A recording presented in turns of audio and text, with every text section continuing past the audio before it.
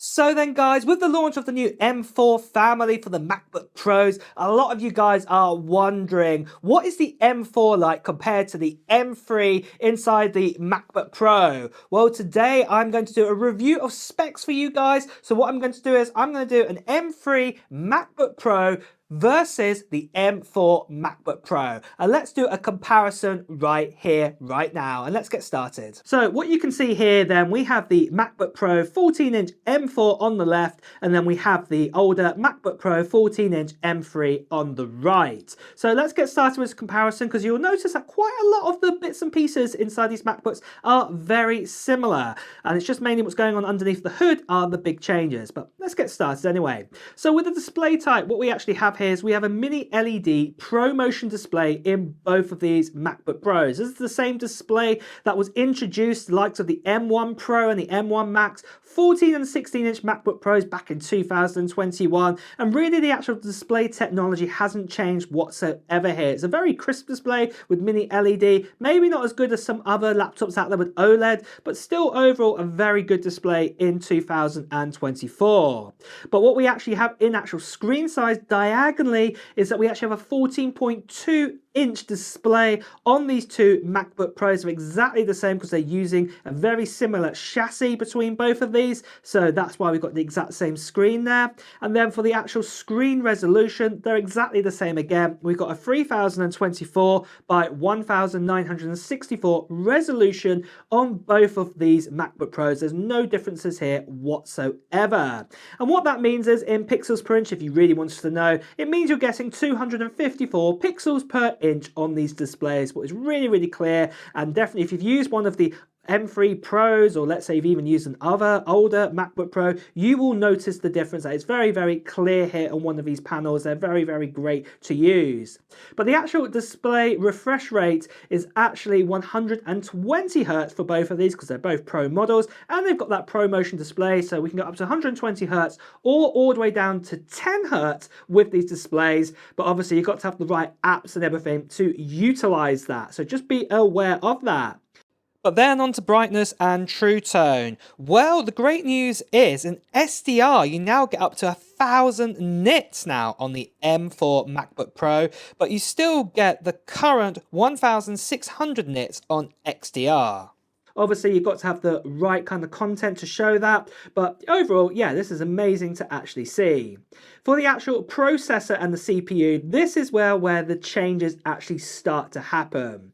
So what we've got here then, we've got the MacBook Pro 14-inch M4, and now this is fully loaded with the 10-core CPU, and it also has the 10-core GPU. Apple are not actually offering the binned version of the 9-core CPU inside of this model. So this means that you get a total of 6 efficiency cores and 4 performance cores inside of this MacBook Pro. It's really great to see. And then also you get the 10-core GPU too. But in comparison to the MacBook Pro 14-inch M3, this is the standard 8-core CPU and also a 10-core GPU. So you can see straight away we're getting those 2 additional CPU cores, which is great to see. And obviously they're made on a new 3nm process with the M4, more efficient, more faster, and yeah, definitely great to see. And in fact, based on what we know from the iPad Pro, we've actually seen here that the actual Geekbench scores of 6, or Geekbench 6 scores benchmarks, that the likes of the M4 14-inch MacBook Pro gets a multi-core score of 15,288 compared to the 11,022, what is really great to see. We're talking around about a quarter more speed here. We're getting about 25% more performance and multi-core sort of scores here, what is great to see compared to the M3. So moving on then to the actual fan, well, as both of these machines are Pro machines, it does mean that we've got a fan inside of them, which is great to see to keep everything nice and cool, so that's good to know. And then the RAM amounts have also changed. So now with the MacBook Pro 14-inch M4, we have a choice of the baseline 16 gigabytes, hallelujah, we've finally got it, and 24 gigabytes of RAM. And then even the surprise of a choice of 32 gigabytes of RAM with just the base model, base chip of the M4. And then obviously the MacBook Pro 14-inch M3 has a choice of 8 gigabytes, 16 or 24 gigabytes. But starting out with the M4 with 16 gigabytes is really great news to see this. But moving on to the storage amounts, well, the storage amounts are exactly the same in both of these devices. So you get the baseline 512 gigabytes of storage on the min amount, but you can tweak this up to 2 terabytes if you want to do that. So that's good to see too. For the operating system, both of these run macOS, greatest macOS updates. But the other good thing is obviously both of these devices can run Apple Intelligence, so macOS 15.1, and we've got now Apple Intelligence out and available, so we can use this and utilize this. So this is really, really great to see that this is now available, and like the writing tools are going to be really handy to use, for example, on macOS Sequoia. But there's also more AI or more Apple Intelligence tools coming soon into the future, so we'll have to keep an eye on them, but they're going to be great too. Then onto the battery life. Well, the great news is with the efficiencies of the M4 and the same size battery as before, we can now get up to 24 hours. Whereas the likes of the last generation M3, we only had up to 22 hours. And then for the actual charging, well, both of them have MagSafe, and you can also charge by USB-C, what I will actually add in there. But if you use the MagSafe and use the right charger, you can do fast charging up to 96 watts with the MagSafe charger on both of these models. So there's no differences there whatsoever. But obviously that battery will charge up nice and fast if you did get yourself that 96 watt charger. But I don't believe that's inside the box of either of these devices. But for weight-wise, there's really not much in it whatsoever. Both start in at 1.55 kilograms. Maybe the M4 might be ever so slightly heavier, not much in it at all, maybe a gram or two. You're really not going to notice. I'm not going to be picky here of the difference. You're really not going to feel the difference in your hands if it is slightly heavier, so nothing there. But then moving over to the actual stereo speakers, well, we've got the same stereo speaker setup ever since we had the M1 Pro and the M1 Max MacBook Pros when they came out in 2021. Same speaker system, 6 speakers with woofers, probably some of the best speakers that you can get inside of a laptop right now, and you're guessing them again. And next for Wi-Fi speeds, well, unfortunately we're still on Wi-Fi 6E on both of the models. There's been no changes this time round on the new M4. For the webcam, exactly the same. It is in the notch at the top, love it or hate it. 1080p camera, center stage inside of that.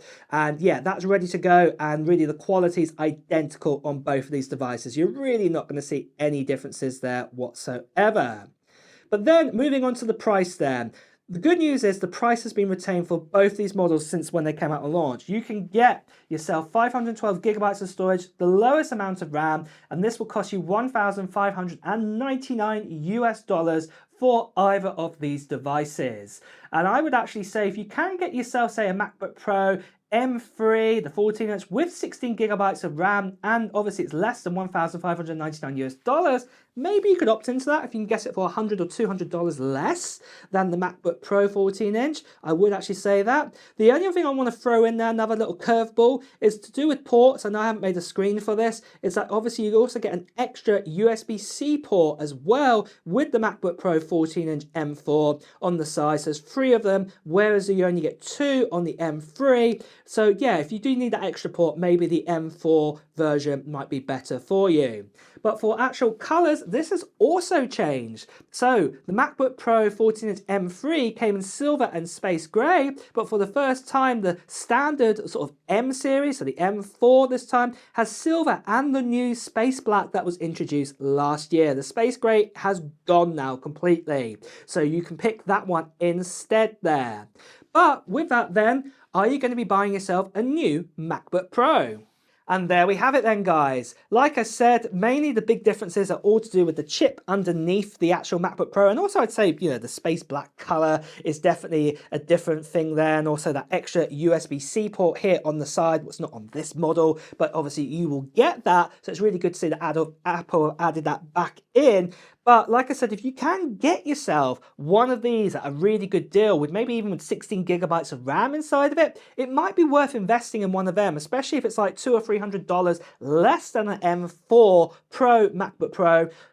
Especially if it's less than, say, an M4 MacBook Pro, for example, then it might be worth the buy. You just have to shop around. But if you do want the best of the best and obviously have 16 gigabytes of RAM as standard, then the M4 MacBook Pro is definitely the one for you with the 14.2-inch display. And obviously you've got the choice of silver or the space black color. But really, guys, that is everything that we know of the review of specs right now, the differences, the main differences between the MacBook Pros. Are you excited for them? Are you going to get one? Let me know in the comments below. And also as well, guys, it's time to wrap up this video. So if you have enjoyed watching it, please do press the like button. Also, if you want to hear the latest Apple news, reviews and comparisons like today, make sure you subscribe to this channel and also hit that notification bell. Until next time, guys, I'll see you really soon. Take care.